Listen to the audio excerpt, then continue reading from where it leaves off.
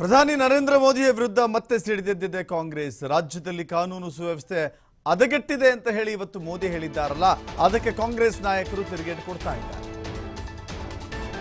ಏನು ಕಾಂಗ್ರೆಸ್ ಸರ್ಕಾರದ ಕಾನೂನು ಸುವ್ಯವಸ್ಥೆ ಹದಗೆಟ್ಟಿದೆ ಅಂತ ಹೇಳಿದಿರಲ್ಲ, ಏನು ಹದಗೆಟ್ಟಿದೆ ಅಂತ ಹೇಳಿ ಅಂತ ಪ್ರಧಾನಿಗೆ ತಾಕೀತು ಮಾಡಿದ್ದಾರೆ ಡಿ.ಕೆ. ಶಿವಕುಮಾರ್.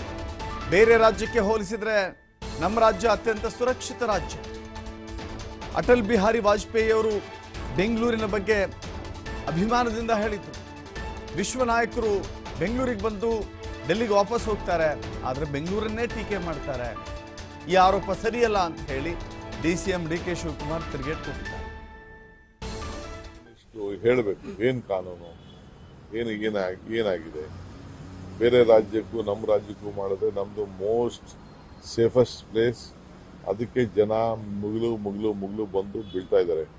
ಅಟಲ್ ಬಿಹಾರಿ ವಾಜಪೇಯಿ ಅವರು ಹಿಂದೆ ಏನೊಂದು ಮಾತು ಹೇಳಿದ್ರು ಬೆಂಗಳೂರು ಬಗ್ಗೆ ಅಂತ ನೆನಪಿರಬೇಕು. ವರ್ಲ್ಡ್ ಲೀಡರ್ಸ್ ಎಲ್ಲ ಇವತ್ತು ಫಸ್ಟ್ ಬೆಂಗಳೂರು ಬಂದ್ಬಿಟ್ಟು ದೆಹಲಿಗೆ ಹೋಗ್ತಾರೆ ಅಂತ ಅಟಲ್ ಬಿಹಾರಿ ವಾಜಪೇಯಿ ಅವರು ಹೇಳಿದಂಥ ಮಾತು.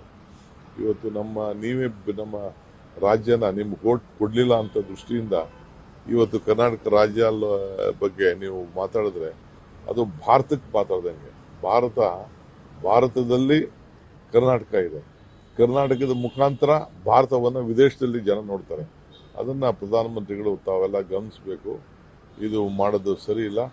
The best administrated state in administration and police is Karnataka. Prime minister ಹೇಳಬೇಕು ಏನು ಕಾನೂನು, ಏನು